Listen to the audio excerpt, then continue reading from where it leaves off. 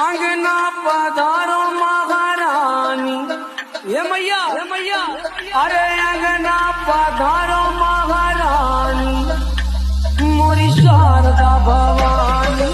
अंगना पधारो महारानी, मोरी शारदा भवानी। अंगना पधारो के चाहत जगा के